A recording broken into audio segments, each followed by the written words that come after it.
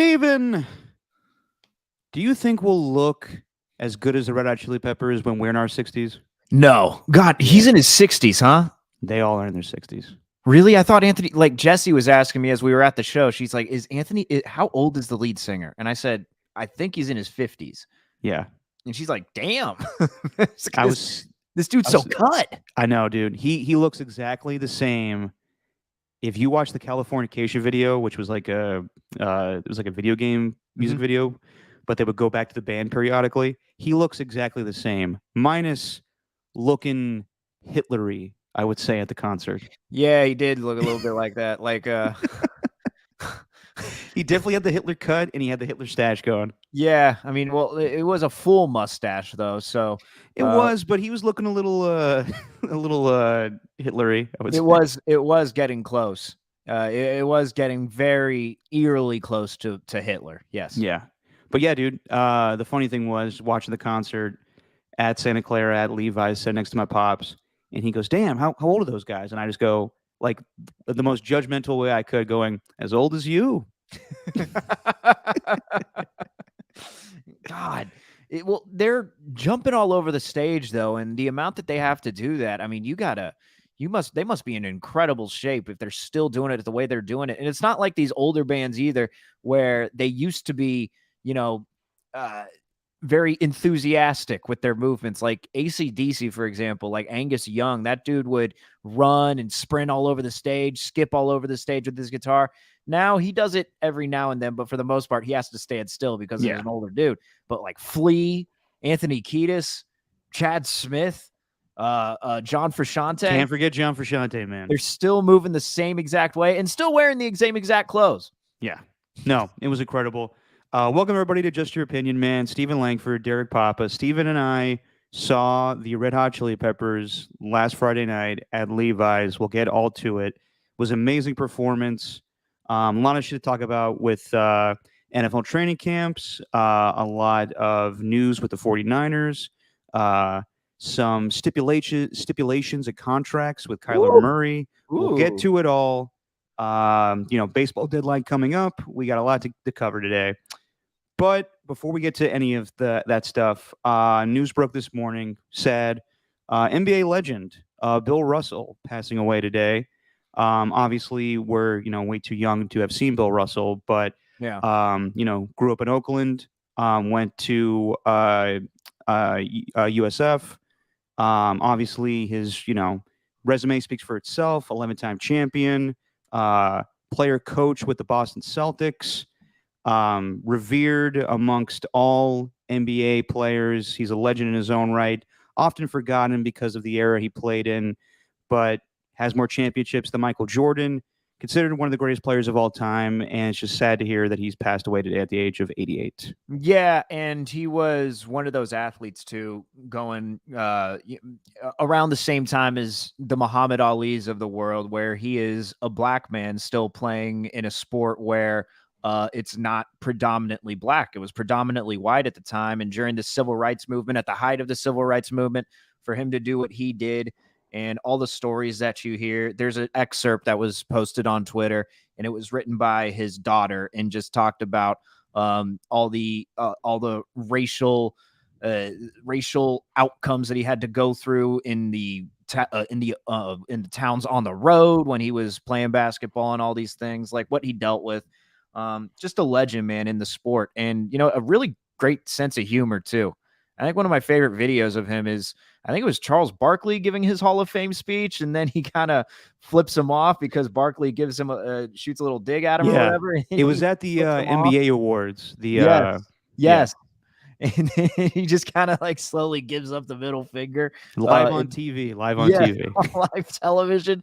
So, I don't know. Yeah, just an absolute legend, man. And, anyone who tries to discredit him for the era that he played, well, you're really just trying to parse hairs at that point. You are really trying to just find anything to back up whatever you're talking about, because of course it always happens with the greatest of all time conversation. Bill Russell's the greatest of all time. Well, he didn't play in the era that these other guys played in, blah, blah, blah, blah, blah. That's the only time it comes up though. Other than that, just a legend. Yeah. How many guys ate Pete? He won 8 in a row. Obviously he won a lot. at USF too. He won 2 national championships.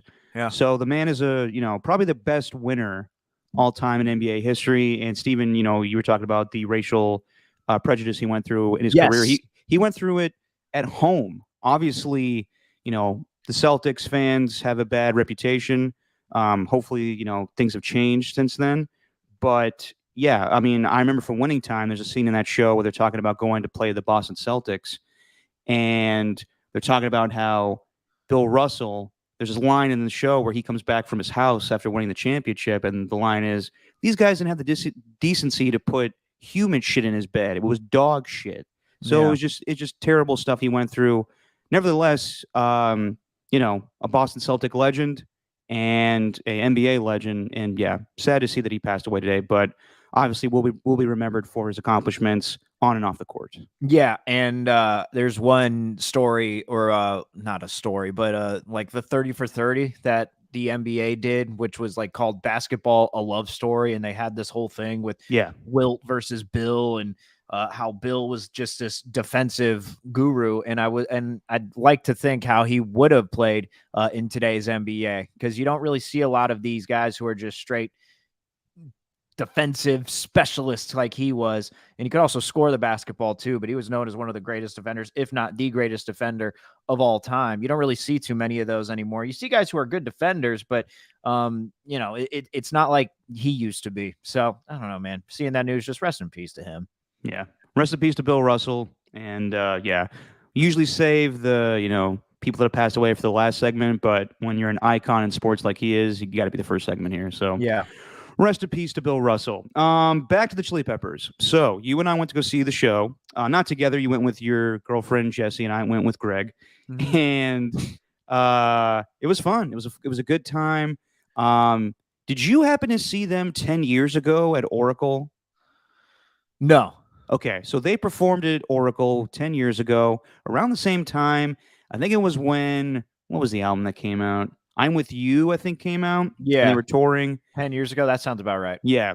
So we went to go see him at Oracle, and me, my dad. I always go see the Chili Peppers with my dad, and my siblings, and we got a suite. And I hate doing concerts in a suite, just because like you want to be up close. I know that sounds really arrogant of me, because obviously not many people have the opportunity to be in a suite. But I would love to be down on the floor and actually be up close with the band. But 10 years ago, I saw them perform, and they played all the hits. And I remember, is it Josh Klinghoffer, the former guitarist?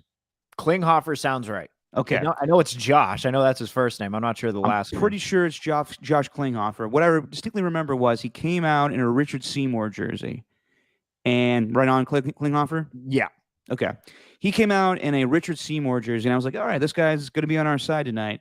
And it was a great performance, but it wasn't John Frusciante. Fast forward 10 years later, Frusciante's back in the band. And while the Chili Peppers performed a lot of their new stuff, and I get it, they have to promote the new album, it was just a 10 times better performance. Frusciante is just a master on the guitar. Flea, unbelievable bassist.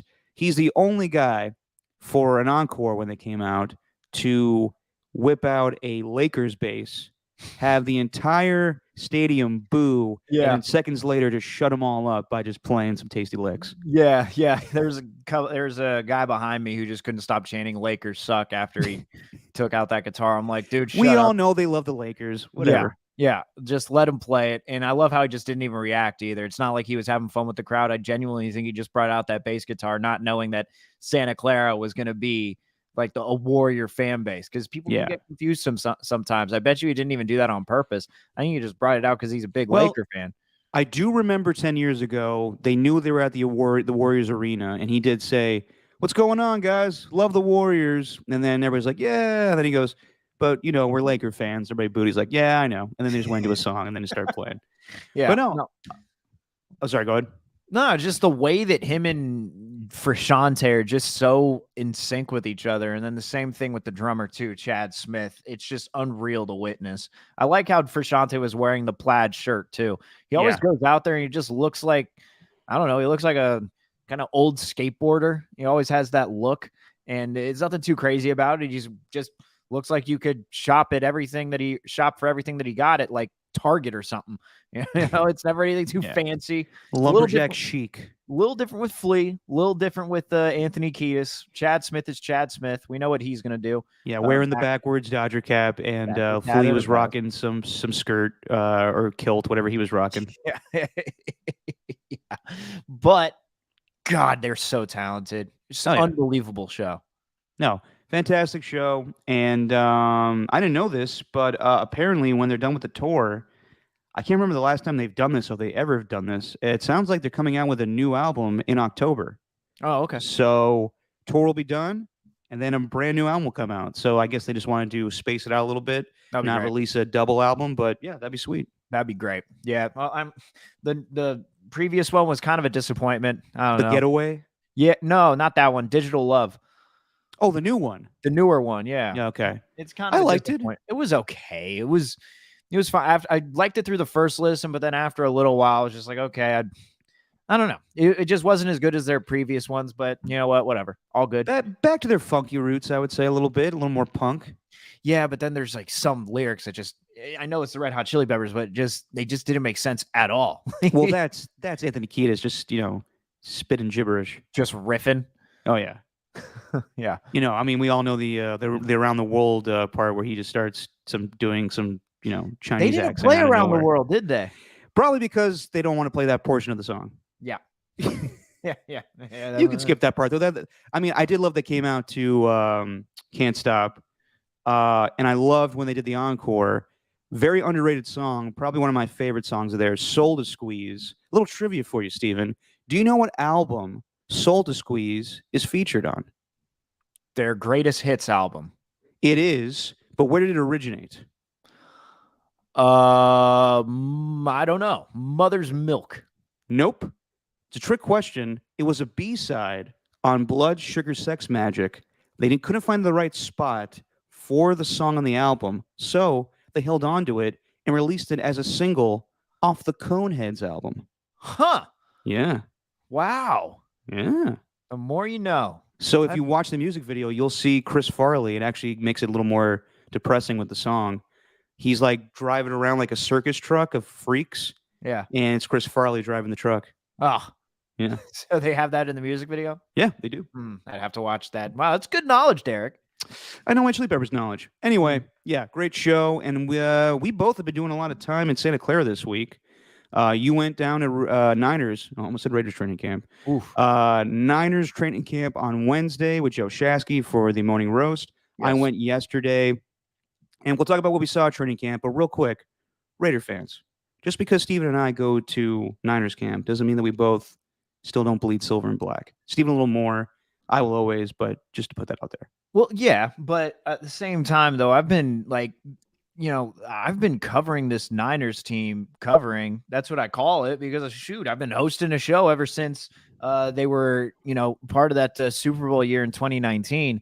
But since covering this team, man, everything that they've gone through is just fascinating. This whole wave of Kyle Shanahan and John Lynch. And then when you get to training camp, when you get up close, dude, fandom just goes all out the window. Like, it really does. I mean, if you're a 49er fan, of course, you'd be looking at it a little differently. But to me, I'm just looking at a bunch of grown-ass men doing their job, and it's wild seeing it all kind of just be in a process. Like, it's insane seeing everything that happened at practice.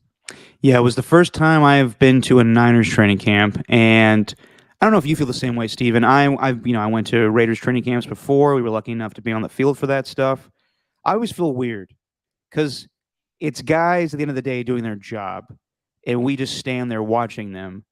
And, if you're lucky enough to be on the field, if you're a media member, you kind of get in their way. And I know, like, you gotta make the rounds. Some people, like the beat reporters have to get to know them pretty well, so they chat up conversations with them. But I always find the whole thing awkward, in my opinion. So what? Well, I mean, it's only awkward if you think it's awkward. What makes it awkward? It's just that, we're all just little men, watching these big guys, and they're trying to do their job, and I feel like we're all just interfering. Yeah. I understand, like, it's a big spectacle. I'm so glad I'm not working at NFL Network anymore because of the 13 hours of coverage they do for Back to Football and the constant, let's get all, Let's get feeds of all the practices. Let's get the guys mic'd up. Like DeForest Buckner yesterday was doing a live hit while he was doing drills, and I thought it was just terrible TV Oof. because the microphone was going in and out all the time, and he was like huffing and puffing, and like Yeah. I'm sure guys want to like curse, it's fucking practice, but Right. they are interfering with that because they want to make it a TV spectacle. I understand the whole process. I get it. It's good for television. It's good for social media to post the clips. But I just find it, I don't know, this is maybe the Al Davis in me. I find it a little intrusive just because it's preparation for a season. Sure, but you're trying to get the word out there of the team and what it's looking like. It is up to you. You are the vessel for these people who can't go to training camp in order to kind of feel like they're there. So, there's a job that needs to be done. Although there was a moment where they were on the second day of practice, the entire team was on the one of the fields because there's two fields at their practice facility. And there was one, they were all doing drills out there. And then eventually they spread out, they scattered, they went to their individual position groups, D line, O line, they all went separately, quarterbacks, everyone, they went their separate ways. So I was walking around to go see the quarterbacks. And I was curious just to see how they worked all together. And I kind of stopped because the defensive linemen were like in between the two fields. So I was stopping, and all there was Chris Kasarik, the D-line coach, the whole of the defensive line going up against the sleds, two more assistant coaches, and then little old me with a clipboard just writing things down. See, that's what I mean. It's so awkward. But I was like, dude, this is crazy. Like, I'm just sitting here watching these guys like just pushing the sled, hearing what Chris Kasarik is saying. It might be a little intrusive, but man, you get an up close and personal look. Gives you a different perspective, I think, especially if you're going to be a media member covering this team. Like, it instantly turns you into kind of at least from my perspective, it turns you into just this unbiased reporter or whoever you are. Like, if you're a beat, it's just, I don't know, man. I don't know. I'm just watching these guys work and I'm thinking, God, this is the pinnacle right here. Like, in this D line, it's just as good as any D line in the league. Like, they're damn good. So, that was a highlight for me. Just stopping and watching the defensive line and what they were doing on the sleds. Insanity. Yeah, so I went, made the rounds. My pops was walking around. I met Jason Verrett, met nice. Jeff Wilson Jr., and then Greg had a little private conversation with Jimmy Garoppolo. And Saturday was the first day that Jimmy was out and about where people could actually see him. He was running sprints.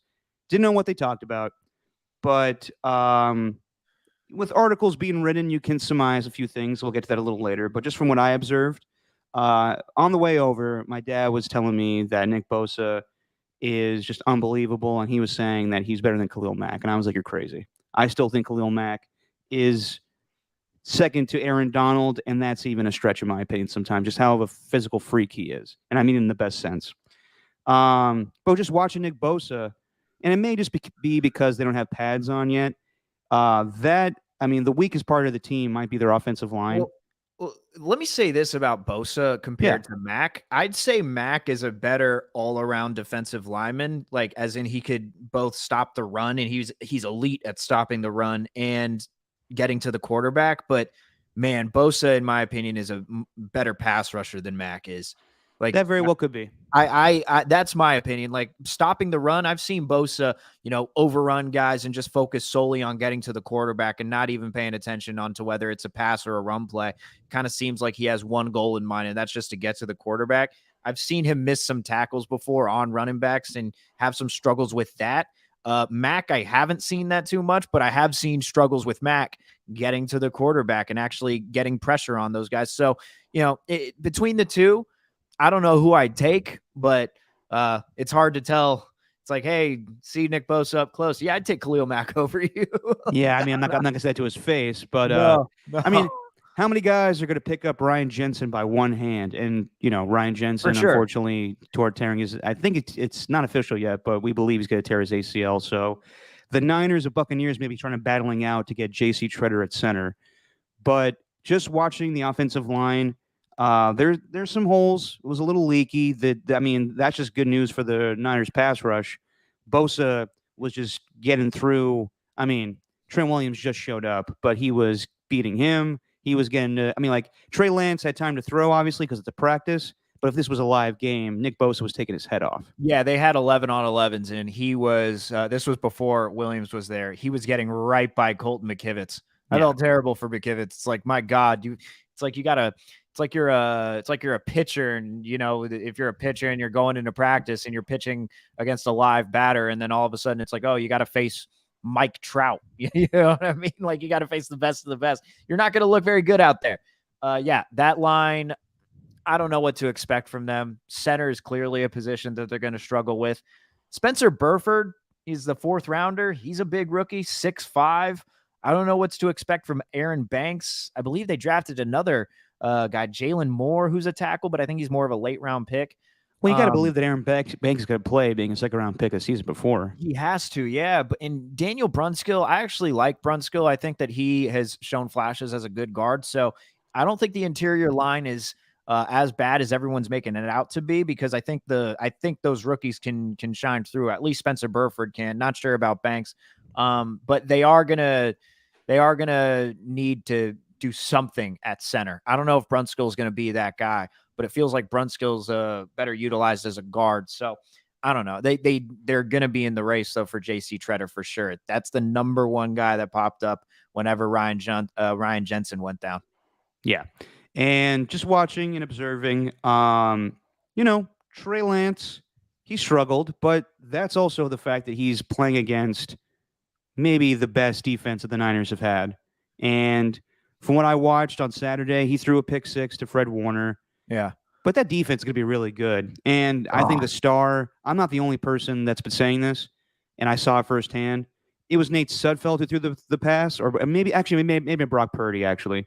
But Chardavius Ward made a fantastic play on just a beautiful ball at the last second, just catches it, just snags it away, almost like Deion Sanders-like, if you know the play back in 95 against the Raiders. Catches it, then returns the thing all the way back for a touchdown. He is probably going to make their defense a hell of a lot better. I think always the Achilles heel with the 49ers defense has been their secondary. Obviously, in the Super Bowl, Richard Sherman got beat on a deep play by Sammy Watkins, and then Tyreek Hill on the Wasp play. Chardavius Ward and hopefully a healthy Jason Verrett and Emmanuel Mosley makes their secondary just 10 times better. It doesn't put as much pressure on the pass rush because, I mean, in the 2019 season, that's just what they were. They were just getting to the quarterback and guys had no time to throw. Now it's equal parts a great pass rush and a great secondary. So this might be the best 49ers defense we've seen. Yeah, if they could find someone who can take that role of D Ford on the other side. And he just got released this week. Along that defensive line, you got Bosa, a healthier Kinlaw. Then you could have Eric Armstead possibly during the regular season. I know he's going to be out for a few weeks with that. He'll be okay. He'll be okay, though. I mean, that's a whole injury where they said, look, it's not serious. He's going to be out for the next few weeks. It means, okay, well, he's not going to play in the preseason and he'll be back for the regular season. That's the assumption that was made there. So I'm expecting that Eric Armstead's going to be playing on the interior there along with Kinlaw. And then on the other side, maybe Drake Jackson, that second rounder out of USC, although he's shown flashes, but he was more working with the twos. Samson Ebicom, I think, is going to be the number one guy. Oh, I'm glad you said it right now, like Jason Witten. Yeah. Ebiku? Ebicam. No, but I think that, if you can rush 4 with that D-line and with how good that linebacking core is at stopping the pass with Fred Warner, then that secondary, I mean, you got stars at every level on that team.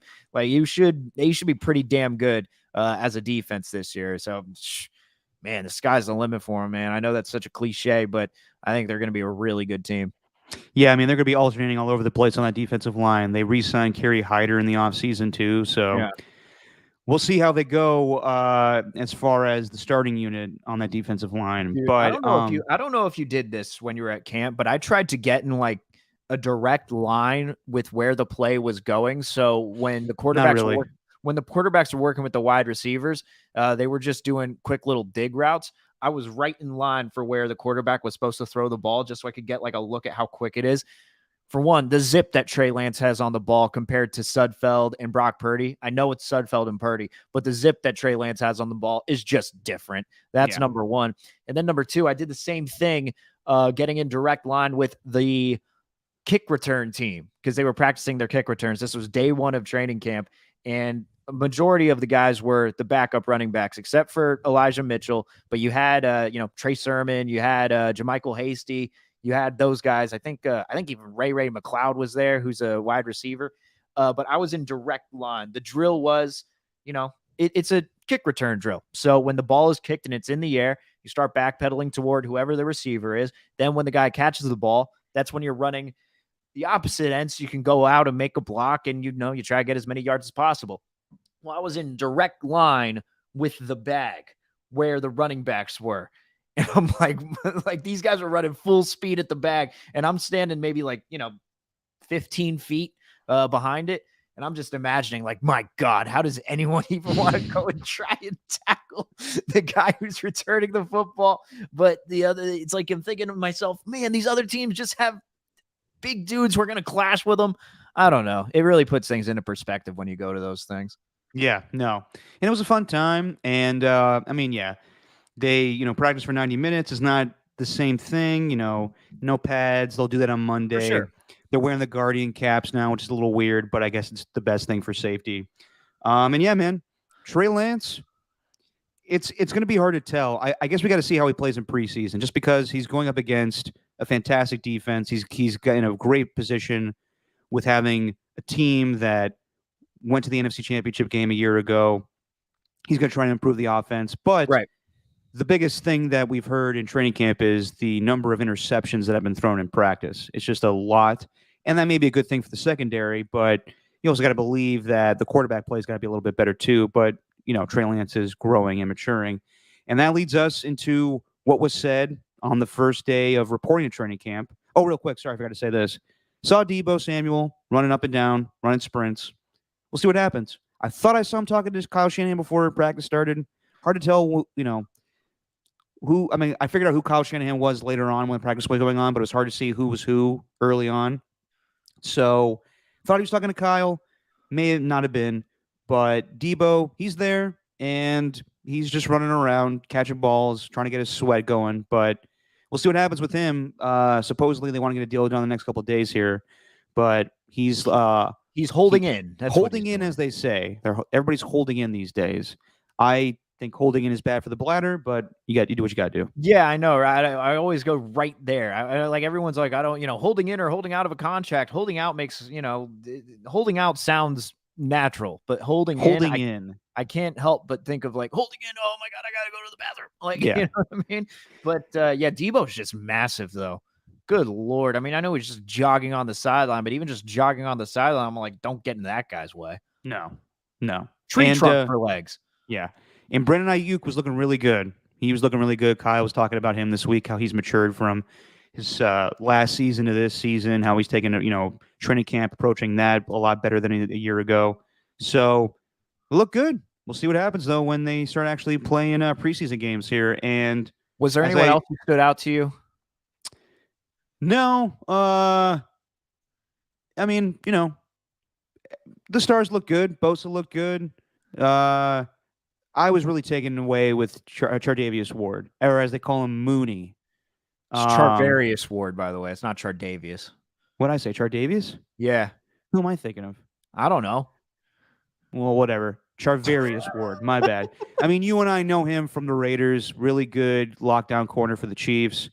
Yeah, he's not going to get you that many interceptions, but he's not. But he is going to stop a lot of plays from getting anywhere. No. And he's going to make that secondary a lot better. I said earlier that my pops met up with Jimmy Garoppolo. They talked for a while. I really don't know the details of what they said, but let's get into the whole week that was. They reported a training camp on Tuesday, and Kyle may know if ands about it. They said right away that Jimmy's not going to be with the team, basically. That the three of them, Kyle Shanahan, John Lynch, Trey Lance, Jimmy Garoppolo, John Lynch, Kyle Shanahan, all met that morning, and basically they're going to wait and see. and Jimmy's going to come to the facility every day and go through his throwing program, and that's it. He's going to take off, not really practice with the team. He is cleared to practice, but he's not 100%. So we're in wait and see mode. And then basically Kyle said he didn't basically said, he said it to the whole world. It's Trey's team now. So now we move forward. Trey Lance will be the starting quarterback. And now everyone knows for sure that Jimmy Garoppolo will not be on this team when it's actually time to play real football. But my question to you is that good for finding a trade partner when it's blatantly obvious to the whole league? It was before, but now it's cut and clear. He is not going to be there. So why would teams want to trade for him unless you're the Cleveland Browns? And I think we're going to find out Tuesday what's going on with Deshaun Watson. If it's 8 games, if it's a whole season, most likely it will not be a whole season. But if it's 8, if it's 4, are the Browns going to feel compelled to panic and trade for Jimmy Garoppolo? Or is the whole league going to be like, all right, we know you don't want him, so we're going to wait until you guys bluff, or we're call your bluff, and we're going to wait until you guys make a move and cut him. Yeah, I think that I think that's what's going on right now, but I don't think his value or what teams think of him is going to, whatever happens in this next month or so, whatever's going on through training camp, I don't think that's going to change what they think about Jimmy. Like, those teams either want him or they don't. And I think really they are waiting for the Browns verdict to come down, because as soon as the Browns do, I think that's the case where they'd probably be willing to take on most of his salary compared to these other teams. I think the Browns have the most, I think the Niners have the most leverage with that team, just because they could pay him the most money with all the amount that they have left in their salary cap, the $40 million or the $38 million, whatever that is, with the Browns in their salary cap. So I think we are waiting for that to go down. I don't think that's going to change anything for them. I don't know what's going to happen with Jimmy, man. It's an odd situation. Like, imagine just, it's like putting in your 2 weeks notice at work, except now you've got a month's notice, and it wasn't you who put in that month's notice. It was your coaches who put in that month's notice. It's got to be an odd feeling as being Jimmy. I know he's making $25 million a year or whatever, which is fine. I'm not going to feel any sympathy for that, but it's a human being in a workplace where he's not going to be in that workplace. And so it's like, what's my motivation here? Every day. It's got to be an odd feeling. Well, the truth is, it's just for him to get fully healthy and then find a new team. And Matt Mayoko brought this up to Kyle. He wrote an article about it. Many people believe that the team that is really interested in Jimmy Garoppolo, and Jeremy Fowler brought this up a couple weeks ago, is that they were doing their research on him. Many people believe that the Seattle Seahawks are waiting for Jimmy Garoppolo to get cut, and they're going to pounce on him. Now, obviously, they're in the same division as the Niners, and the Niners do not want to trade Jimmy Garoppolo to the Seahawks. If, however, the Seahawks did offer you some compensation for him, I think you have to think about it. But also, I think Seattle's also going to be like, we're not going to trade for him. If he happens to get released, then we'll pick him up. And that may have been the same mindset with Baker Mayfield, but they're not going to trade away their future for a quarterback that is not going to be a part of their future. It'll basically be a placeholder thing. Depends, though, on what these quarterbacks for the Seahawks look in camp, right? I mean, if they feel that Drew Lock is not going to be the guy, if they feel that he can't at least hold on for the season and be used as a placeholder, well, you know what? We're willing to trade a 5th or a 6th round pick in order to get a guy who's more of an upgrade over Drew Lock. I'd say that about Jimmy Garoppolo. He's more of an upgrade over Drew. So I think that depends on how those quarterbacks show out in training camp and whether they feel like they could stick around with those guys or not, right? I mean, if they feel so, just when watching Drew Lock, if they feel that he just is not living up to the expectation, which is, you could at least start at quarterback for this team, wouldn't they be inclined to at least trade something in order to get Garoppolo instead of waiting for maybe if he gets cut? I don't know, because, I mean, it's not, it doesn't happen most of the time, but there are a few instances in NFL history where quarterbacks in division were traded. Drew Bledsoe was traded from the Patriots to the Bills. Donovan McNabb was traded from the Eagles to the then Redskins. So I don't know if that's, a thing that's brought up a lot is week 2, the Niners open their home. They open the Levi's against the Seahawks, and that would be a hell of a thing if Trey Lance's first start. It would be a second start in Levi's, but his first start as the quarterback going forward for the future is against Jimmy Garoppolo. That would be incredible. But are you really scared about that? Like, I know that Jimmy knows the team very well, but the Seahawks team is not as good as it's been in years past. So, I don't really think that Jimmy has the arm to throw to DK Metcalf, who just got paid last week, or Tyler Lockett. But if they want him, they want him. I do believe everyone that seems to think that, I listen to Haberman and Milkoff's podcast, and every episode is just John Milkoff saying, when is Jimmy going to get released? This is ridiculous at this point. Strap in, Johnny, because I don't think this has happened anytime soon, my man. I think that if they don't find a trade partner by next week, we're going to see Jimmy stay on the team until the last day of roster cuts. That's what I think is going to happen here. They're going to wait until the last second to release this guy. Strap in, Johnny. Strap in, Johnny. Like the most passive aggressive thing that you could say. Well, strap in, Johnny, because you're going to have to wait a little bit.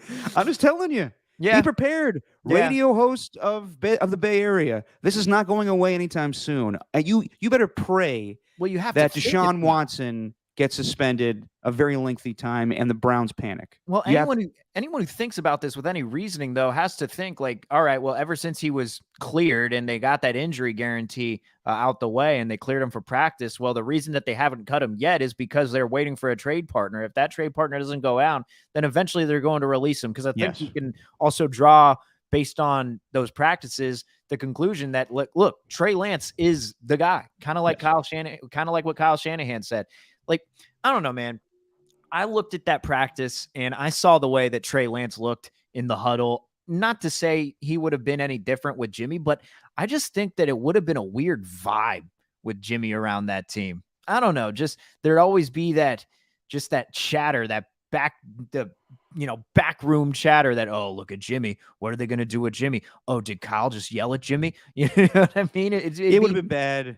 It just would have been not even bad. Like, I'm not even saying it would have affected Trey's mental, and it would have affected how he would act around the team. I just think it would have been a strange vibe knowing that Jimmy's there. You know what I mean? I mean, it still is, because he is still there, but he's not doing the drills. So, well, if he was involved, is what I'm saying. Like, yes, there'd just be a lot of emphasis, I think, put on Jimmy, or maybe I'm looking at this the wrong way, and if they were to practice, then maybe that would just kind of affirm what Kyle Shanahan is saying, which is it is Trey's team, and you just see that Jimmy's basically a backup, and he's treated like Nate Sudfeld or Brock Purdy. You know what I mean? I don't know. The way that Trey responded to the team, though, you could tell there's no, whatever reports came out saying that, well, some of these players wanted Jimmy Garoppolo to start. I didn't see that based on some training camp practices. No, George Kittle's going to go with the flow. And I don't know how it would have been if Jimmy was there doing the drills and everything. I mean, he probably would have been handling himself a little bit better just because Trey is inexperienced. And, he would have, it would have been weird if he was making some plays and he shoots like a, classic Jimmy Garoppolo smile and then tells the whole team, all right, Subway after this, guys. I will say this. Italian BMT's on me. I will say this, that going around and watching those quarterbacks and watching the way that Brian Griese was working with them, they made a great hire with Griese, if not for his enthusiasm. And I was looking at his career and just thinking, this guy has just been involved with football his whole life. It's always been football. And to get this new stage in his football career, because he's gone from player to broadcaster to now a coach, and I think this has reinvigorated him. So you're getting a very motivated Brian Griese out there, and that's going to be important. I know we don't really make too much of it, but the quarterback's coach is going to be huge this year. So I don't know, watching him work, I just thought it just seemed like a quarterback room that's very comfortable. And I don't know how Trey Lance is going to do this season. I think he's going to be really good. I think he can be really good, because I've seen him make some throws which just, make you say, wow, can he avoid those mistakes that are probably to come with the second-year player? No, because those are inevitable. Nobody's perfect, but I think he can grow to be a really good player. And Brian Griese, one of the observations was, damn, Griese's just really excited to work with these guys. And even on these little outlet passes, it's just like, my God, Brian Griese. I liked it. It was enjoyable. Yeah. I think there's going to be moments. I know people are going to roll their eyes. There's going to be moments where you're going to miss just the fundamentals and the smart play of Jimmy Garoppolo. Not that you're going to miss, not having an explosive offense, but you're just going to miss him not making a dumb decision. And Jimmy definitely has made dumb decisions. He threw a bad interception in the playoff game against the Cowboys and the Packers and the Rams. But there's just things that a second year quarterback Trey's going to do that you may go, oh damn, they have such a good team that he's going to make some dumb decisions at times. But I will say this: I like the way Trey Lance handled himself in the press conference on Thursday. Yeah, it was Thursday. He, I liked everything he said, man. He seems ready for the opportunity. He basically told everybody, like, I knew I was going to be the starter. It was just, it was said in a tweet for you guys, basically. And I don't really care about, what anybody of the media has to say, all these expectations. I can talk to Kurt Warner after a practice and just be fine with, talking about this upcoming season and not think it's going to, give me a lot, of anxiety or anything. I think he's going to be ready for the moment. It's just a matter of, is he going to be Patrick Mahomes in his second season, or is he going to, right, basically have a rookie season? Right. No, but my whole point with my whole thing with Trey and the way that fans are going to view him, because fans are going to go insane, and yeah, they might focus on some of these Jimmy things, but it's like you're mentioning. There's no question that he's going to be starting, and you know what? There's something I think special. There's a special feeling as a fan when you know that this is the direction that your team is going, and it's not going to go anywhere else. Like whether you like it or not, you have this young quarterback who you traded 2 picks to get, 3 if you're including that draft, and you are going with that one player. That's it for the next 2 years, at least till his rookie contract is up, and that is your guy. Like, no matter what, I think there's something special in that. Now, granted, if he underperforms, then it might be a failure. And you know what? Like, that's when you got to think about moving on from Shanahan and Lynch. But it's just sports and these organizations, these franchises, it's always different regimes, right? Mm-hmm. Like when it comes to the GM, the head coach, it's always different. And sometimes you could have a different GM and head coach and randomly pair up, Mike Mayock with John Gruden and see how that went. Like the Raiders, for example, they have a new regime with Ziegler and McDaniels. They have a direction. Haven't felt that in a very long time. The 49ers have been that way since 2018. This is just a new version with a new quarterback. So I just think regardless of how he plays, you should feel excited going into this season, knowing that there's not going to be any other guy who's taking over. That's it. Like there's one guy that you need to focus on. I don't know. I think there's something special as a sports fan for that. Yeah, and they make this move, obviously, because I think they make this move going back to the draft, basically because they have to compete with the Rams, and they wanted Matthew Stafford, and they don't have Matthew Stafford, and now they have to compete with Matthew Stafford. And it's a lot of Matthew Stafford. But you make this move to compete with the Rams, and you were there, you beat them twice in the regular season, and then when it came down to the most important game, the NFC Championship game, you just couldn't do it. You play that game 9 times out of 10. Are the 49ers going to beat them with a 10-point lead in the fourth quarter? Maybe. But now you want to compete with the best quarterbacks in football. You want to compete with the Patrick Mahomes. You want to compete with Matthew Stafford. So I understand the move. I just, Ernie on the chat here says Jimmy no throws. And we know there's a lot of them. You're going to have a lot of no throws with Trey, too, this upcoming season. So there's going to be some good and there's going to be some bad. They have an easy schedule to start off with against, the Bears in Chicago and home against the Seahawks, maybe against Jimmy.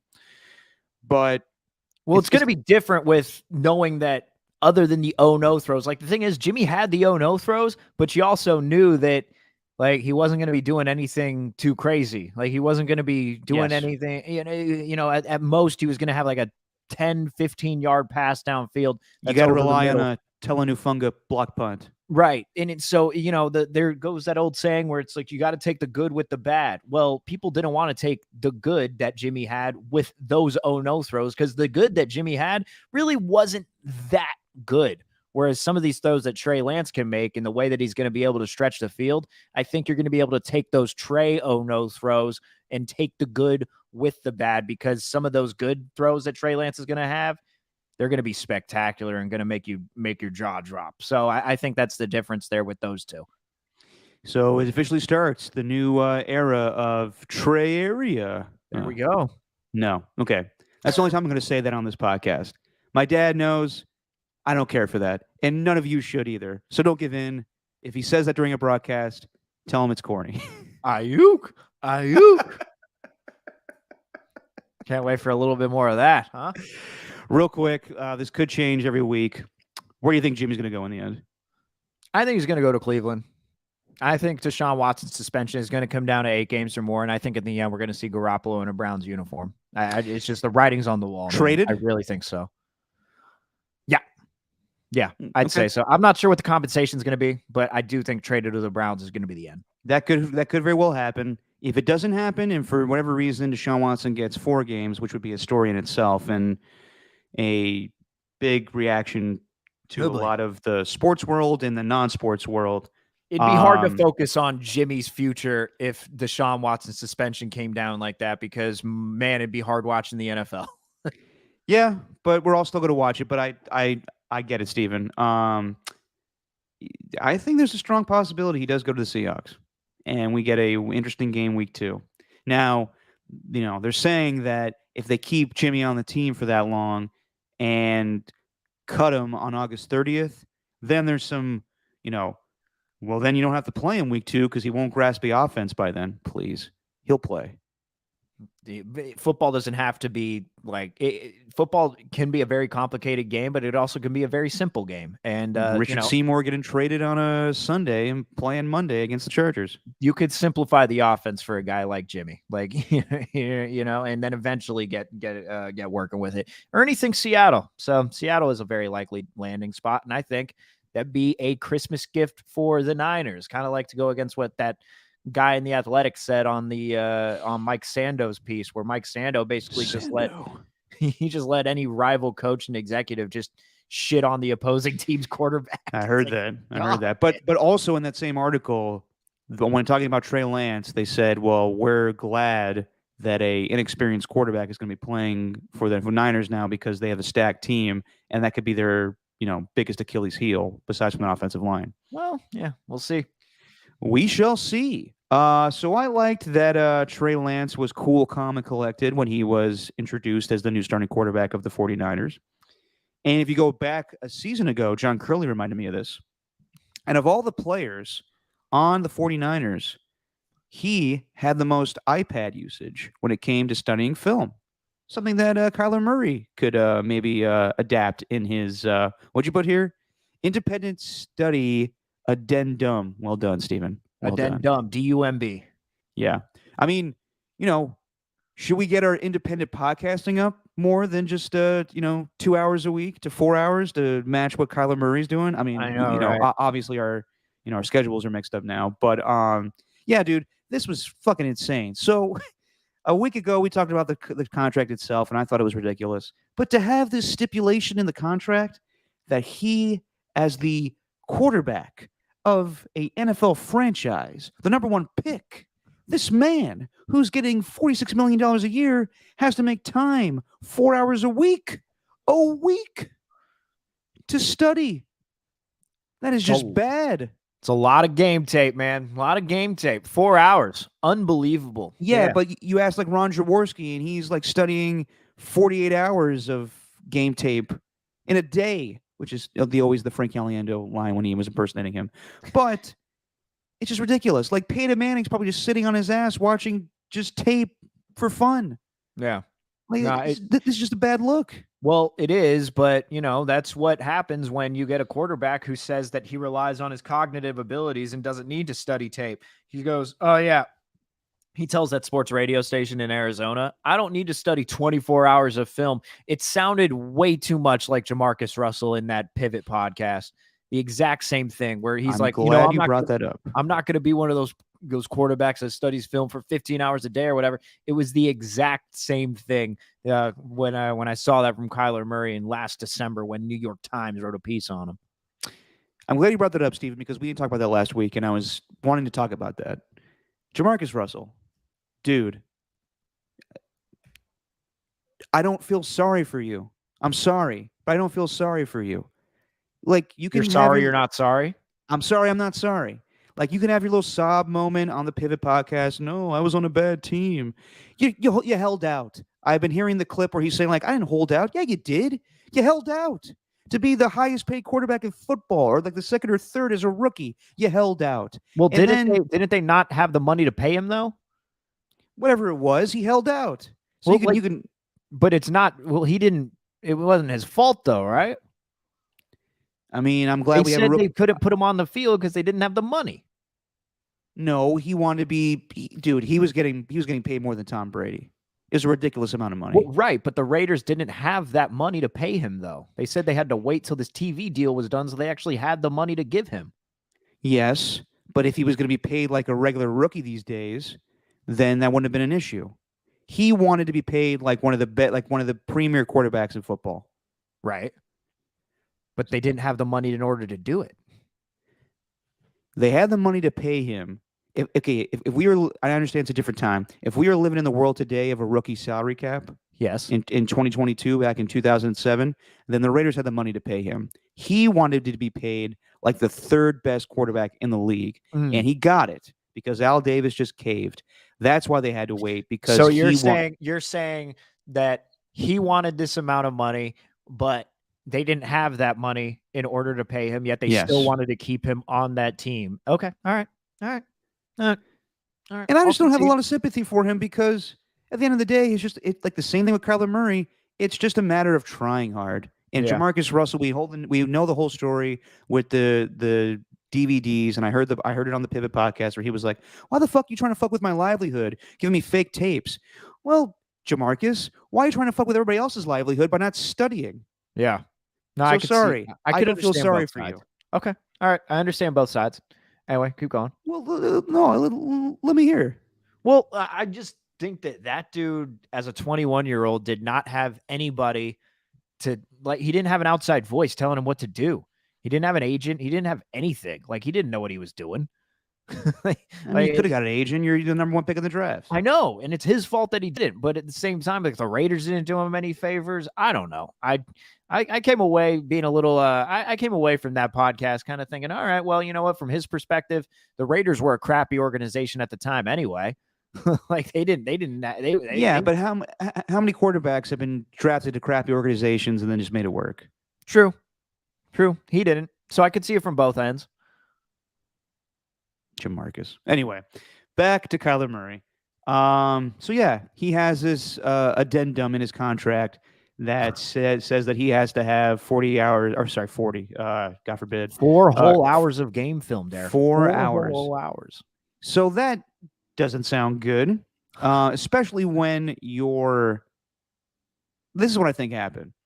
I think Kyler Murray signed this contract without knowing that. I think that his agent put that in the deal because his agent also represents Cliff Kingsbury and Steve Keim, the general manager. So they probably had reservations about how much time and study he puts in off the field and said, you know what, guys, I'll sneak this in there.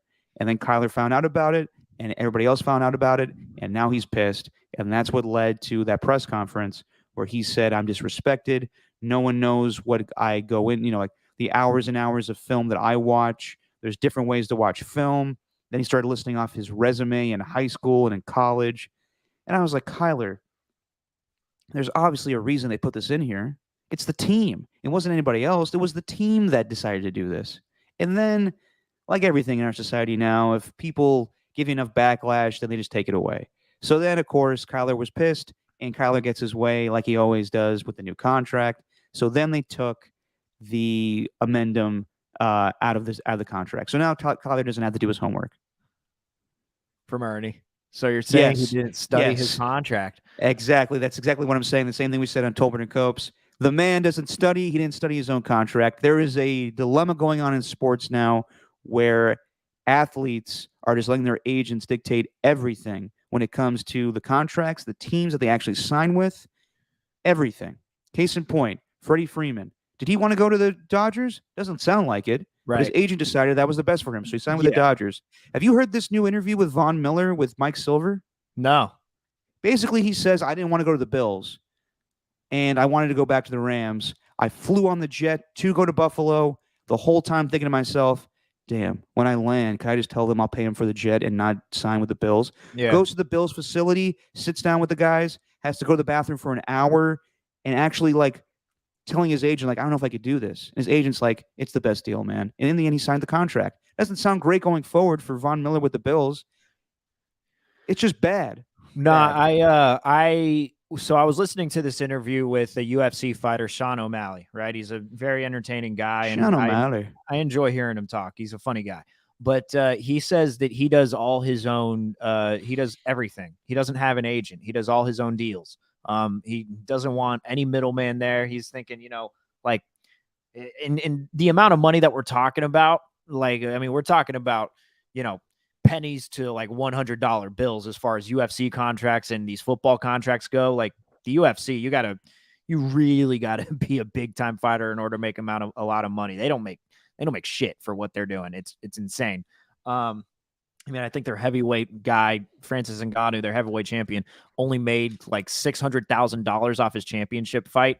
And, you look at like a Logan Paul fight, for example, and they make or Jake Paul rather, makes like 15, 20 million off theirs. So just to put that into perspective. But anyway, he was talking about how he just doesn't want a middleman. He wants to do all his own deals and doesn't want anything sliding, under the rug and, them hiding stuff and having to also pay 15% or whatever it is to that agent just so he could sign a couple of papers. But we've seen that with Richard Sherman too, where he's his own agent. So I just wouldn't understand why these guys don't be agents themselves, their own agents, and just do the deals themselves. Obviously, you want somebody there to be an outside voice. I mean, I just made the case for Jamarcus Russell saying that he didn't have any help. But if you feel like you can do it, like, why not? And if Kyler Murray's not okay with that, like this whole study addendum thing, because of how how it makes him look, well, do your own deals then. Like, get the agent out of the way. I'm sure there are a lot of other things to do that are involved with it, and I'm sure it takes a lot of work. But I don't know, man. Just if you're an athlete and you're the brand, like you are your own brand, why not do it yourself? Yeah, your boy Florio, after the addendum was taken away, he seems to believe that Kyler was going to fire his agent after that was put in. So to avoid that situation and everything, they just took it out. Yeah, no, that wouldn't shock me at all. I mean, just to even go back on the backlash, I think so. Is Lamar doing his own contract? See, why not? He is. I think his stepmom is like his agent or something. But Nice. yeah. Yeah, man, it's just a weird deal. Like to have that stipulation in the contract and then Zion has a weight thing in his contract. It's, it's just a bad sign. It's basically like teams just being like, this guy is so good for our organization as far as, you know, the marketing that comes with Kyler Murray. Obviously, he's a number one pick.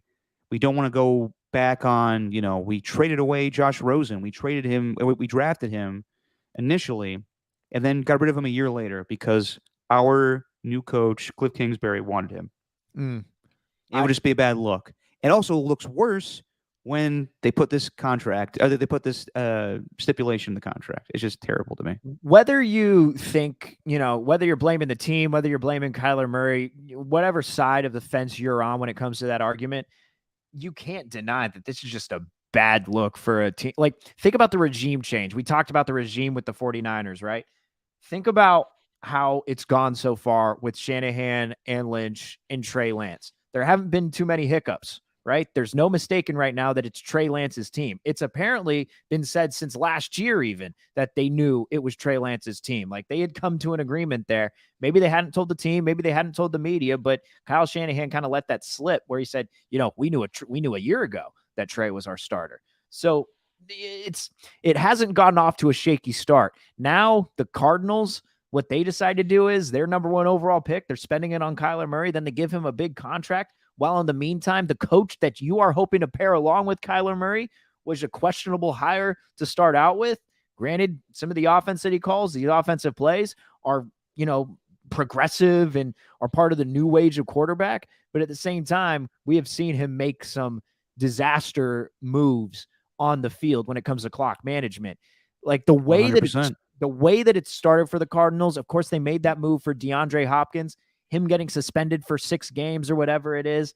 It's way too shaky, man. This is not the start that you'd want if you're a Cardinals fan. Like, is this really the path that is supposed to be taken in order to lead to being a Super Bowl contending team? No. It's just way too shaky right now. It's way too rocky of a start for the Cardinals.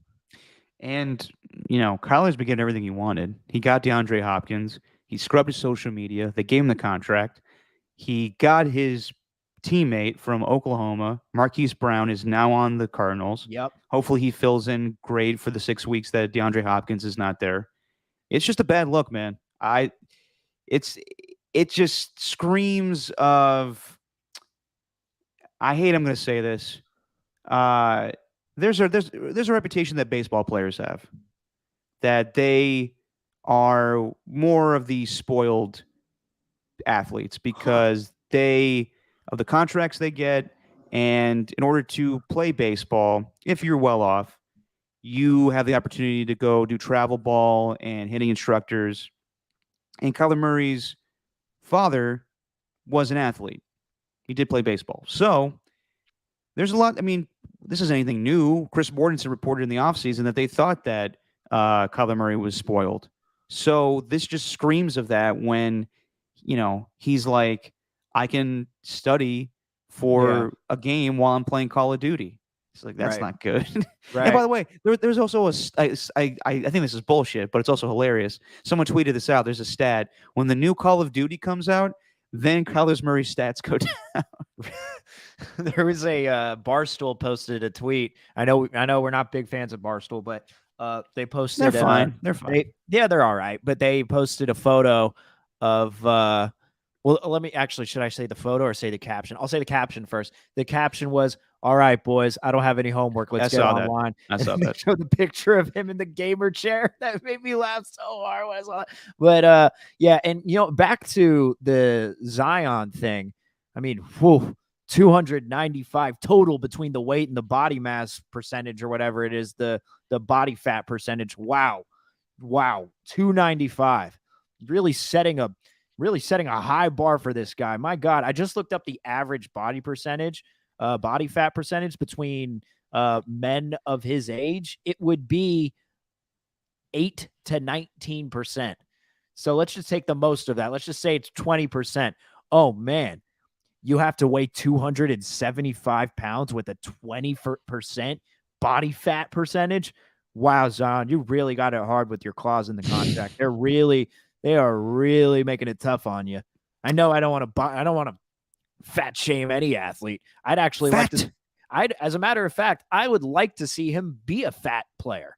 Like, yeah, I think he's still damn athletic. The conditioning wouldn't be there, but what's more entertaining than seeing a 6'5", 300-pound bowling ball just barreling through defenders, man? You know what I mean? Like, I'd love to see his total be like 350.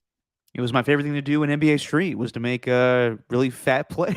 Right. Like, who doesn't do that? I do that in MLB The Show. Whenever I create my own player, I always make him as short, as fat as possible. It's a great line in The Replacements when the offensive lineman scores and John Madden goes, "Oh, I love it when a fat guy scores." And then Pat Summerall goes, "Why, John?" "Because they get a fat guy dance."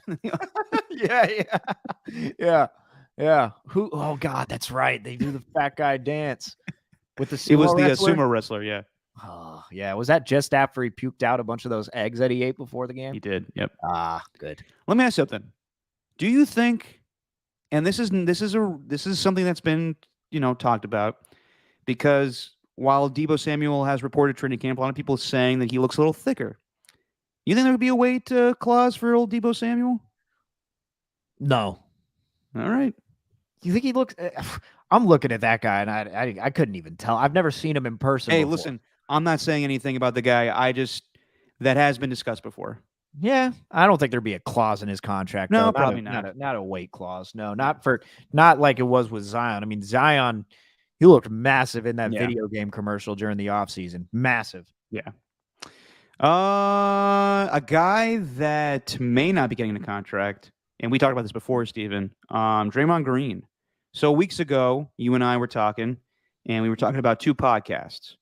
One with Joe Lacob, and one obviously with Draymond Green. You're giving me way too much credit here. It was you who connected these two. I didn't even think about it. It was a fantastic point that was made by you. Well, thank you. So take the credit.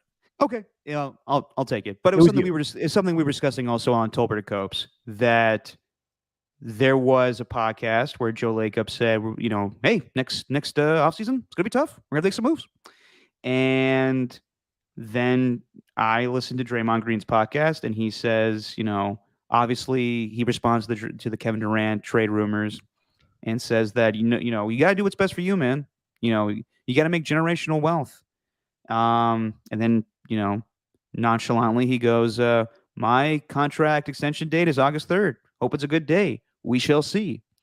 Well, fair. Now we fast forward, and Anthony Slater and Marcus Thompson, through the Athletic, have this article, and they basically are going to say that, they're saying that when August 3rd comes around, Draymond Green will not be given a contract extension, which begs the question: what is Draymond Green's future with the team? Um, and he can opt out as well. So if they wanted to trade Draymond Green, now would be the time. But you're not going to do that. You want all parties involved to be happy. But you don't know how happy Draymond's going to be if he goes into a season without a contract, and if we're getting a podcast after every episode saying this is bullshit. Right. So it could be a dicey situation this upcoming season. If Draymond doesn't get his money, maybe he won't be a malcontent. Who knows?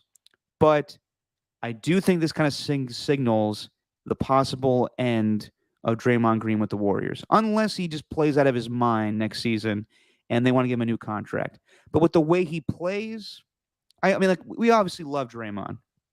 Great defensive player, great offensive player. Obviously doesn't show up in the stat sheet as far as, offensive output, as far as points. But you don't, in the grand scheme of things, when you have to pay a Jordan Poole and you have to pay a Andrew Wiggins, and you're not going to trade away a Stephen Curry or Klay Thompson, the most expendable player might be Draymond Green. Yeah, and I don't understand, because we brought this up on the air, and there's always people who are saying, "Why are you trying to run Draymond Green out of town?" No, nobody's trying to run him out of town. There's a report that he wants a max extension, and you think that he shouldn't have it.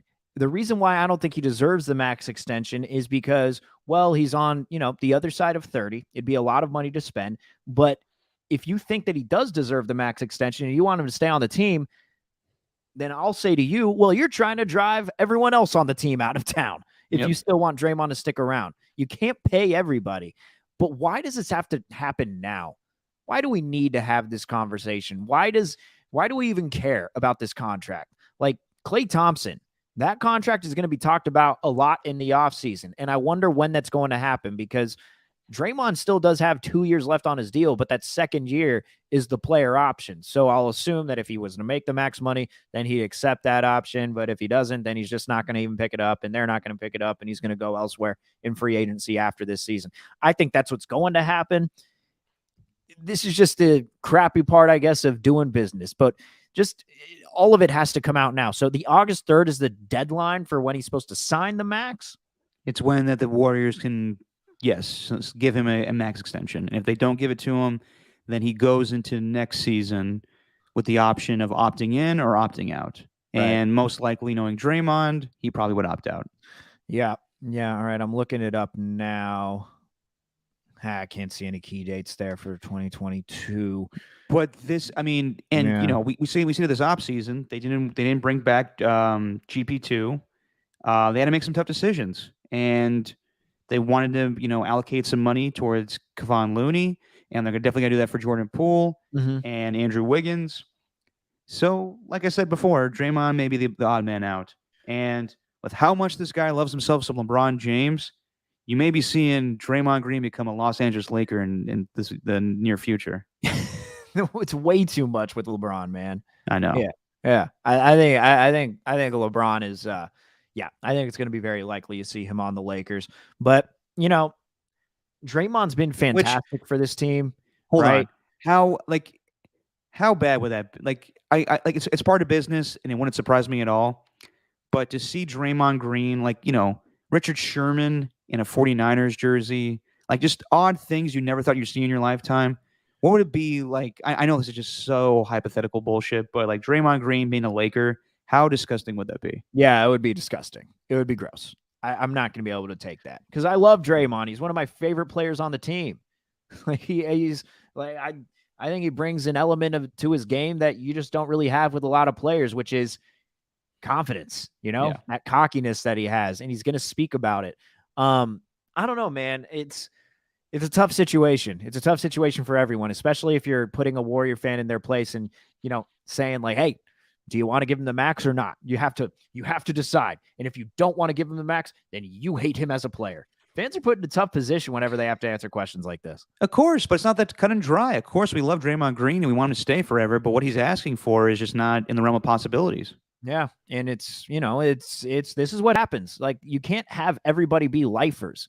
I No. mean, we always talk about how rare it is. I mean, I don't even think Klay Thompson's going to be on the team after the end of this contract. Like I really don't. I don't I know think about that. I don't know if he's even going to be on this team in a couple of years after his contract's up in 2 years. I'm preparing for that. I'm preparing for Klay to go elsewhere. The only guy I'm preparing to be a lifer is Steph. Well, is he going to want to be if those guys aren't on the team? Who knows? Who knows? Yeah, apparently not. But I'm preparing for that because you gotta I think holding your expectations to a realistic level. I'm trying to keep it realistic. It'd be awesome to have him on the team. I'm not saying I want him to be gone, Right. but I just think it's a realistic possibility that both Klay and Dre are going to be gone while Steph is still here. Because you know what? They're going to say, Steph, you're unhappy. Guess what? We're paying you $60 million. we're paying you that amount of money, and you're in your 30s. So sorry, but we can't keep your other guys on this team here. Yeah. We shall see, my friend. We shall see. But that's down the line. And hopefully Draymond Green, if he does not get this contract extension, just plays out the season and we don't get a very similar situation with Kevin Durant's last season with the Warriors, because that was just not fun. No. What do you expect to go down on Tuesday for the MLB trade deadline? Do you now? I mean, like, it's funny how things change every day. Initially, the reports were that the Giants have no desire to trade away Carlos Rodon or Jock Peterson, and now a report comes out today that everyone's up for grabs on the team except for Logan Webb. So, as a Giants fan, what do you want to see happen on Tuesday? Yeah, I want to see them sell. Like, and I'm glad that they said that. I'm glad even with these wins, though, they could be by 500 by tonight. I am so glad that they have just because it speaks volumes with what you do at the deadline. If you're going to be buying, you feel like you're a contender. If you stand pat, all right, you think you're in a good place. But if you're sellers, that means you want to improve your team for the future, and you just don't think that whoever these guys are have any longevity. Finally, they could admit that they are, and this is what they have been, even prior to their 107-win season, they have been a team that is still trying to build. Like they're not a championship team. They're not anywhere close to where they want to be. So finally, them saying that they will trade anyone but Logan Webb, they're telling me, all right, you know what? Logan Webb's our guy. We could build the starting staff around him, but we're also going to try and improve our team for the future here. And really, down the line, you got to wait 2 years for these guys to get called up in 2023, 2024, and then see what you have. So I am glad that they're going to be sellers. Not too thrilled that Juan Soto is most likely going to end up in the NL West unless the Cardinals make some sort of godfather offer, because it looks like the Padres, the Cardinals, and the Dodgers are the three teams in the running. Ooh. Not happy, not thrilled about that. So really, it's not so much the deadline that I'm waiting for. Carlos Rodon, you're going to get a lot of value. Jock Peterson, I don't know how much. The dude hasn't hit a home run since the beginning of July, and he's hitting like 130 since the beginning of the month, and now he's out with a concussion. So I don't know what his value is. Yeah, I'm happy. I'm happy that there's no confusion. There's no, oh, should they be buyers? Should they be sellers? Like, we can all agree they need to be sellers. That's it. But most likely they're going to miss out on Juan Soto. Yeah. And yeah, you just said it, Stephen. The latest reports are that the heavy favorite to trade for Juan Soto are the Padres. So Right. you would have a team of Manny Machado, Fernando Tatis, and Juan Soto. Good Lord. But the question is, they pay those guys handsomely, and they're about to give an who are they trying to pay on the Padres? I saw he's gonna get contract extension the next couple of days here. Ooh, I don't know. Cody was telling me about it the other day. Oh yeah, Cody. Yeah, I saw you guys. You guys went to Oakland. You guys went to some bar. Matt Oak.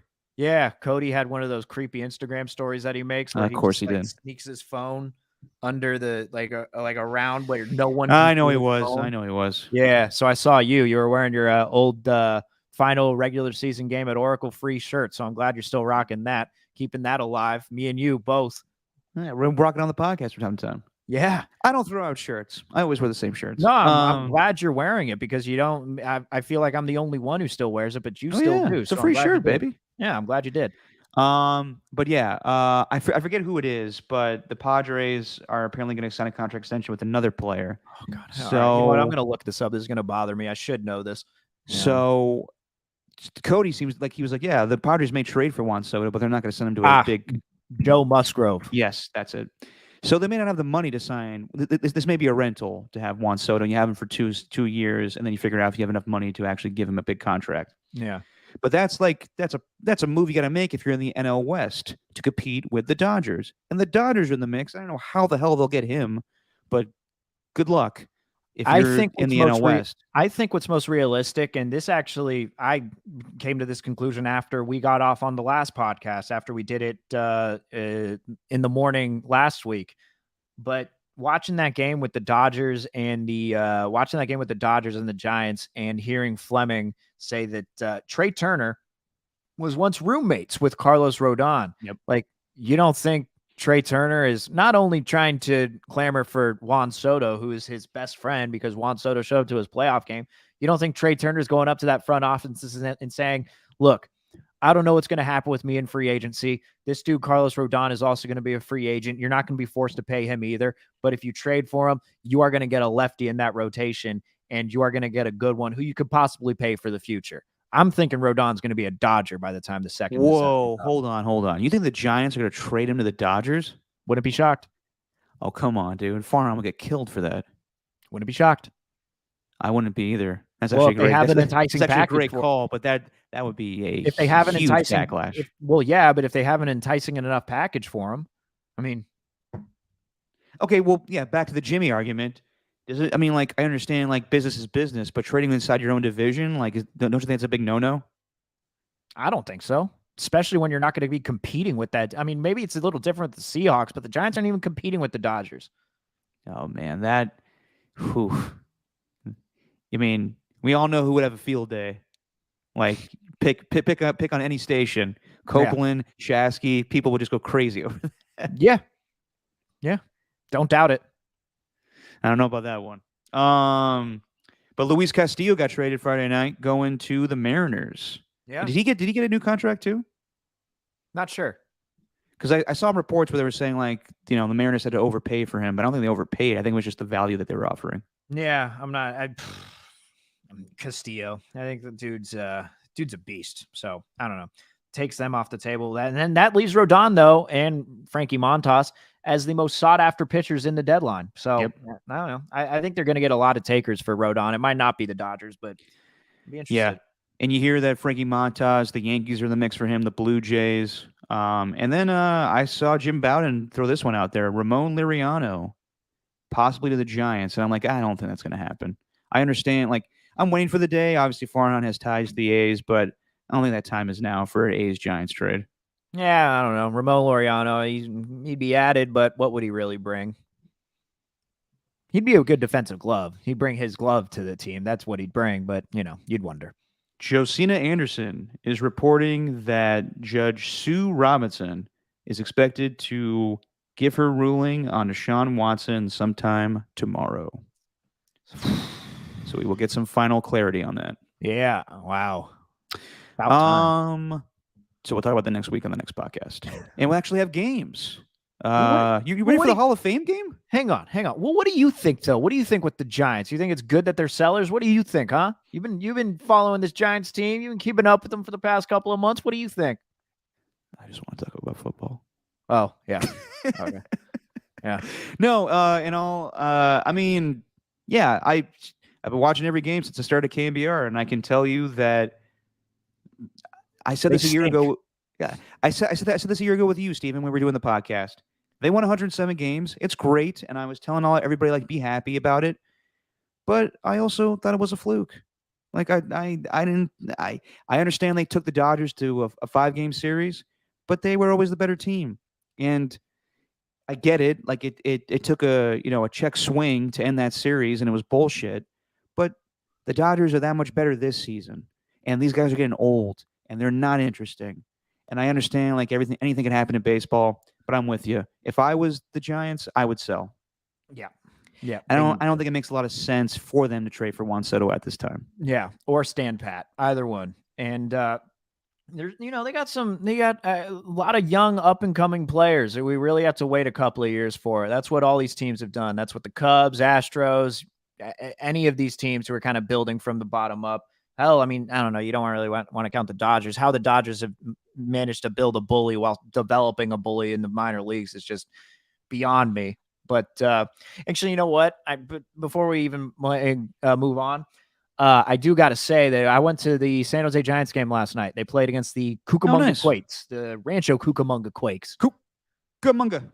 who are Cucamonga, who are the Dodgers affiliate. And there's still some beef between these teams because it was a 6-game series, and I think we're at the 5th game of the 6-game series. So these teams, I don't think, like each other too much because one of their players, who was the 25th ranked prospect for the Dodgers, hits a home run, ties the game at 2-2 in the 7th, and he throws his bat back at the Dodgers dugout, is running around, but takes like 2 minutes to round the bases. The third baseman on the Giants said something to him. Then the catcher gets in his face and starts, saying like, "Hey man, like you just tied the game, you didn't win it. Like you got to hold off on that celebration." Then 2 innings later, a guy on the Giants, Yorlis Rodriguez, cracks one to left, and I'm not kidding. As he's running down first, flips his bat like 30 feet in the air, almost Ooh. hits the first base coach, and then is going around second to third.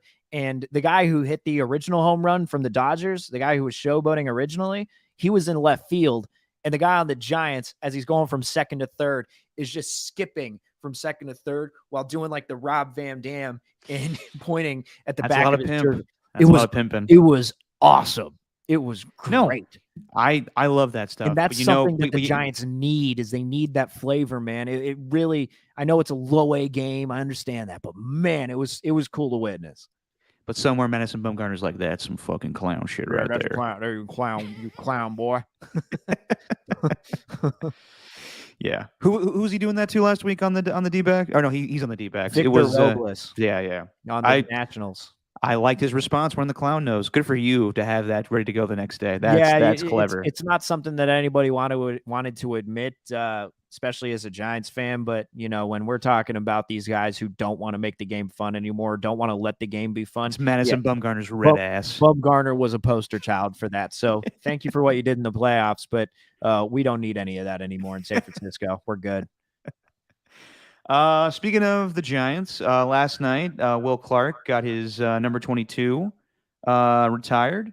Yeah, what do you think of that, Stephen? Little late because we've already seen a few guys wear 22. Eli Whiteside being one of those guys.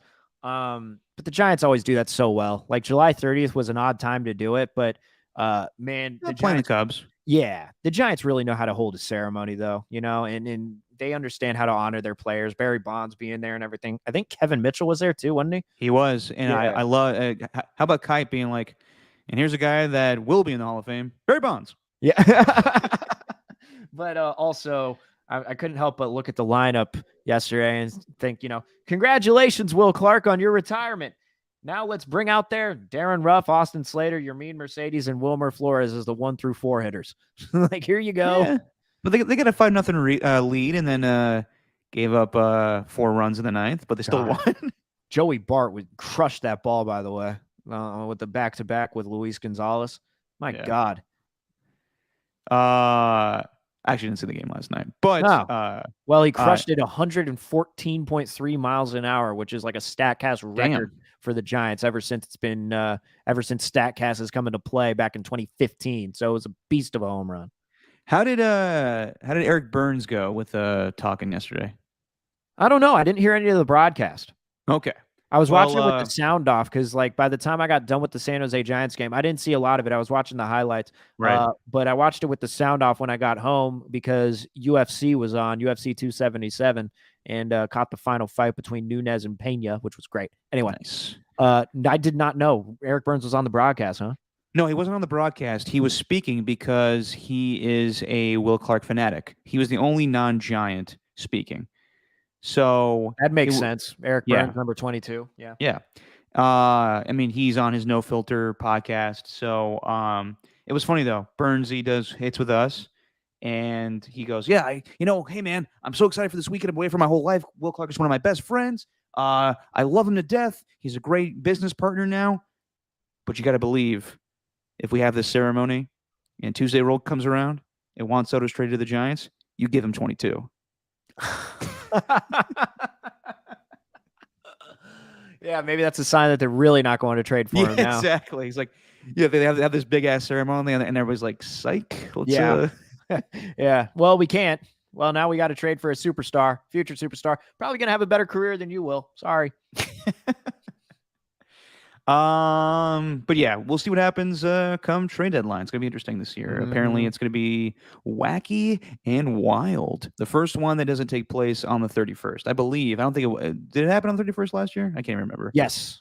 Okay. July 31st. Yep. So yeah, breaking tradition. Baseball, good for you. Way to go. We got a game next week, Steven. Hall of Fame, Jags Raiders. Excited? I'm excited to watch Josh McDaniels yell at a player, then have everyone get up in arms about it. Yeah. You see that? Him yelling at Malcolm Kuntz? No. Yeah, there was a video that surfaced of him yelling at Malcolm Kuntz on the sideline. It's like, oh my God, Josh McDaniels is disabled. Josh McDaniels. Blah, blah, blah, blah. What's so bad about yelling at a player during I don't camp? know. I don't know. I do not know. I don't know. You should probably do a lot of yelling. Yeah, as you should, because he's a football coach. Exactly. What the hell? Everyone's going crazy about it. It's like, what the hell are you talking about? Did you not watch Gruden at all? Yeah. Do you think that, oh, yeah, you know what? Rodney Hudson just lost interest in the team because, his coach was soft and, wasn't taking things too seriously and, was also slightly racist. Do you not think that, you think that, Amari Cooper just lost interest in the team because, the coach was yelling at him? Well, that's exactly what it was. Get out of here. Yelling. Yeah, we won't see a lot of the starters come next Thursday. But yeah, it's gonna be interesting. We got the Hall of Fame ceremony next Saturday. Bryant Young going in. Cliff Branch posthumously, unfortunately. But yeah, we'll talk about that next week. But football's around the corner, man. I feel like I'm not a big Scott Hansen guy. But I do like that meme or GIF of him going around where it's just him on the desk of Red Zone. He just goes, football,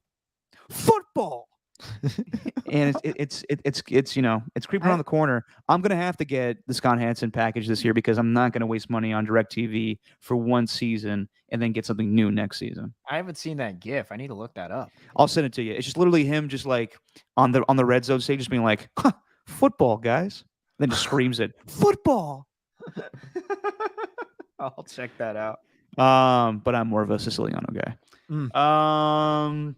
Should we do pop culture catch? Oh, real quick. Remember last week when I did my top 5 training camp moves you should see? Yeah. Already 0 for 1, man. Julio Jones did not go to the Colts. He's going to the Bucks. Oof. He's wearing 85. I don't think it's going to last. Yeah, well, he's with Tom Brady, though, so you never know. And I think that's a good situation for him because Julio looked bad last year, so it's good that he doesn't have to be the main guy. Like, if you went to the Colts, you're going to have some expectation being like the number 2 guy next to Michael Pittman. If he went to the Packers, he would be the number 1 guy already. Now he's on the Bucks, Mike Evans, Chris Godwin, who looks like he's going to be healthy right from the jump. So being the third option, not too bad if you're Julio Jones. Yeah, you're fine. Yeah, I think he's going to thrive over there in Tampa Bay. By the way, I'm a big jersey guy when it comes to football. Like I love like the first couple weeks of the season when some teams wear their road jerseys because it's hot outside. I just like the look of it. These helmets, these alternate helmets every other week coming out. This team's going to wear a black helmet. This team's going to wear a black helmet. The Bears are going to wear a orange helmet. The Texans are wearing battle red. Like, stop. Like the black helmet stuff. Like Al Davis is rolling in his grave somewhere saying like these guys are fucking ripping me off here. God, why do you have to poo-poo on that? Why you like those? I like them. I think they're all fine. Of them? Not all of them. Yeah, that's what I'm saying. Like one's fine. Like every team has an alternate black helmet now for this upcoming season. I think the Bengals white ones are sick. Those are sweet.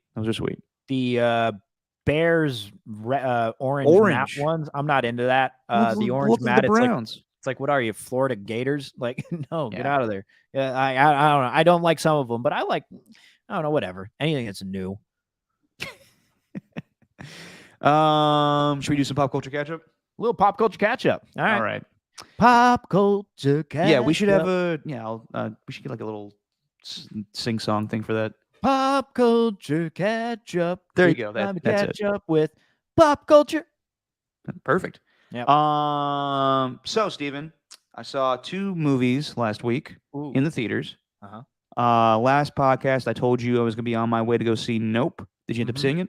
Nope. Perfect. I did see Elvis though. Saw Elvis. You've seen it already, and it was great. It was a really good movie. I'm with you. Austin Butler does a fantastic job. I think he's going to get Oscar nominated. Just from he sings in it too, doesn't he?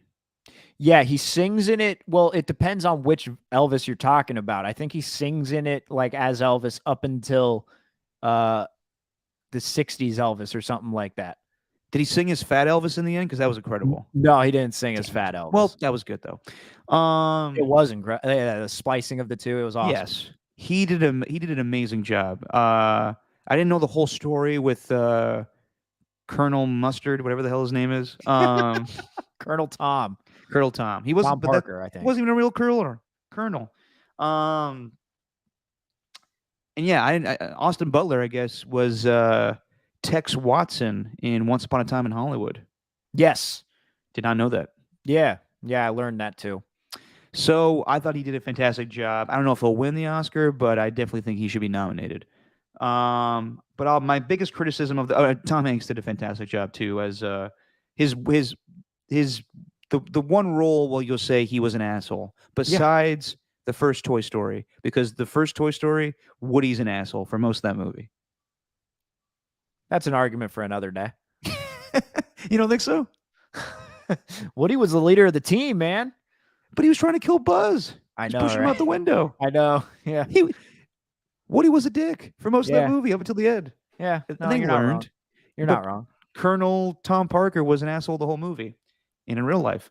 I will say my biggest criticism of the movie is that it's a lot of Colonel Tom Parker. I understand it's the narrative device they used, but it was just way too much of him. I didn't care as much. I cared more about Elvis.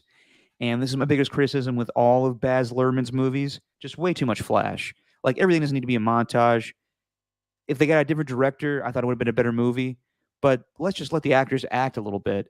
The beginning of the movie, which is so much flash and like cartoony stuff, playing rap music, I just thought they could have just made it a straight up biopic and it would have been better. Don't give me that look. It was a straight up biopic. What are you talking about? Well, as the movie got on, it got better because the actors were actually acting. But for the first half of it, it was a lot of flash. I guess so. All right. I disagree.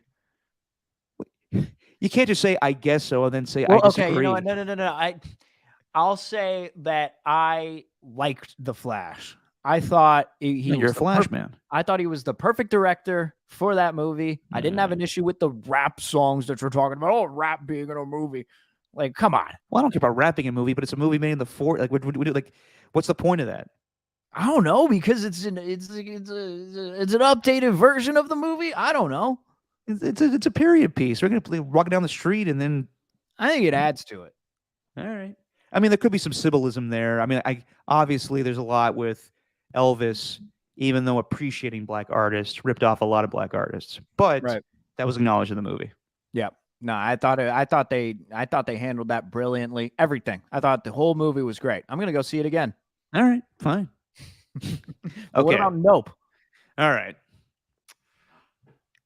I love Jordan Peele. I thought Key and Peele was a fantastic comedy sketch show that, in Wow. some ways, was better and more creative than Chappelle's show. I love Chappelle's show. Don't get me wrong, but Wow. just as far as a sketch comedy show, I thought they handled things a little more creative This is than. classic, like building up to tear down. So what are you gonna I'm say not about tearing him Peele here? down. I just listen to him in interviews now, and he is so nerdy director now. Like he doesn't even, he's not the same guy he used to be, where it's just like him cracking it's kind of like when Donald Glover became a rapper and couldn't joke around anymore. That's what I kind of think of with Jordan Peele a little bit. He just takes himself too seriously. So I Or liked maybe Get that's Out. how he always was. No, you go back and watch like the Hot Ones with him and Key and Peele, and he's making jokes the whole time. Now I listen to Jordan Peele on like Smart List, the podcast with Jason Bateman and Will Arnett, and he's like, well, yeah, the mise en scène and the whatever. And that's just me being because I couldn't do film school, but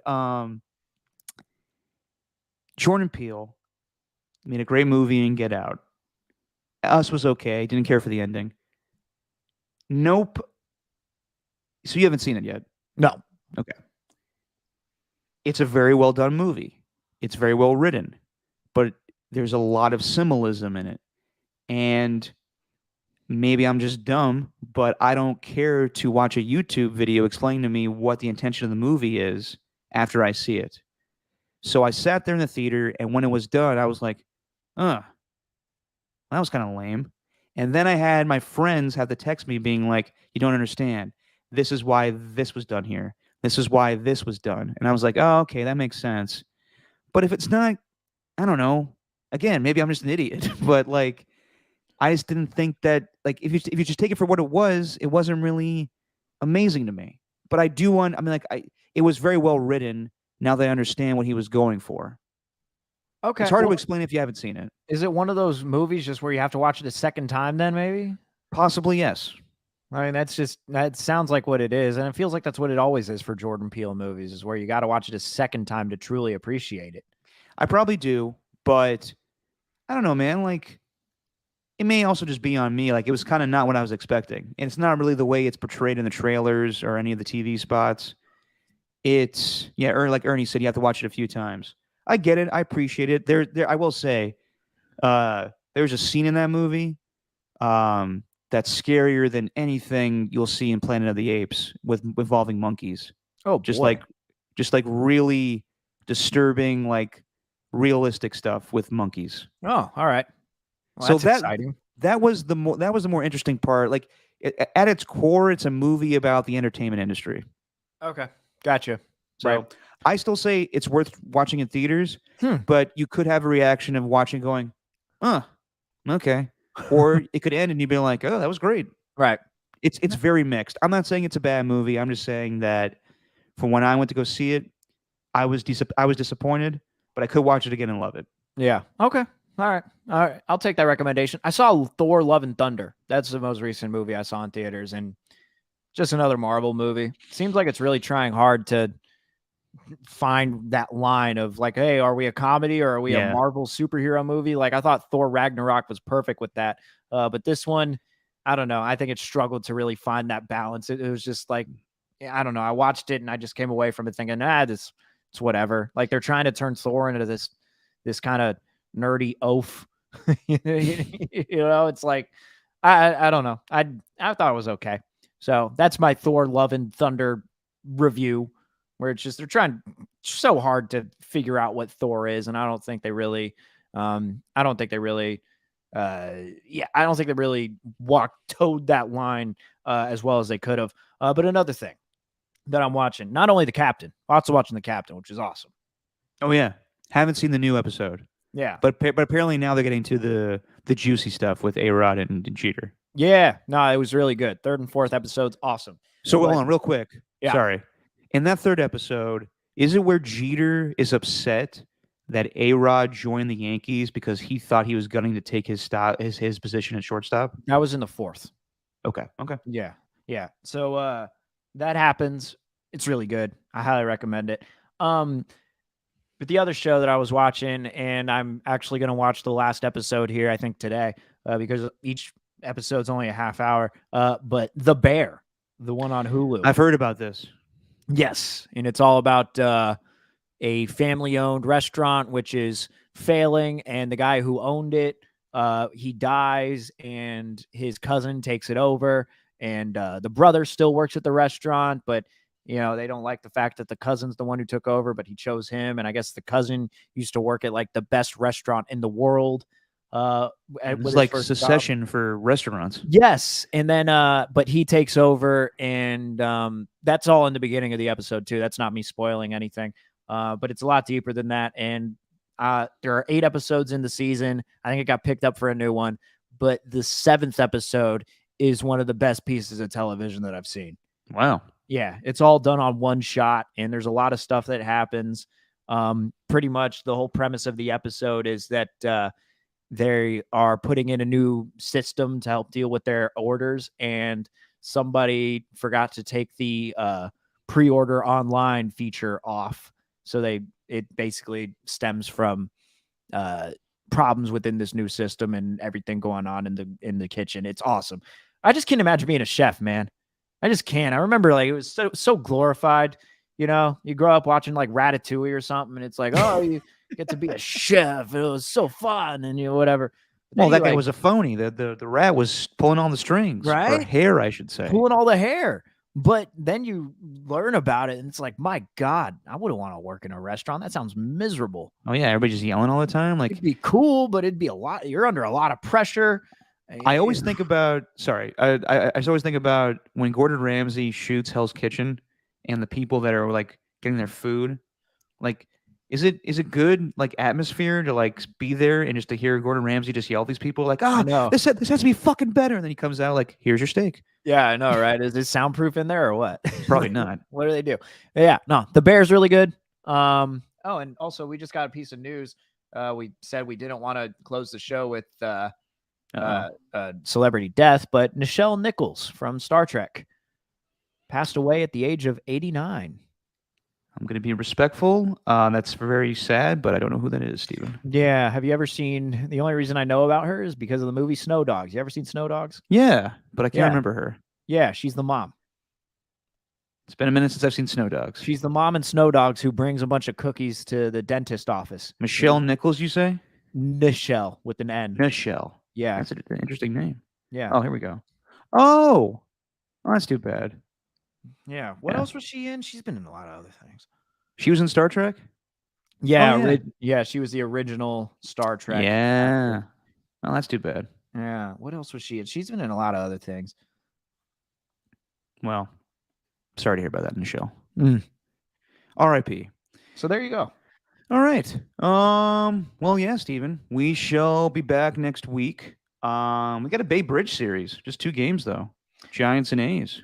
Fun. At the Coliseum. It's going to be the saddest Bay Bridge series in a long time. It might be, actually. It's been a while since both these teams have just been in a place of despair. Yeah. But hey, still is always fun when the 2 teams play each other. And we have the Hall of Fame ceremony next Saturday. We have a trade deadline coming up Tuesday. We'll probably get this Deshaun Watson news tomorrow. So a lot of things on the horizon. So we will be back next week for more of your enjoyment, getting in those hours of independent podcasting. Damn straight. Steven, say what you always say, my friend. Oh, it's just our opinion.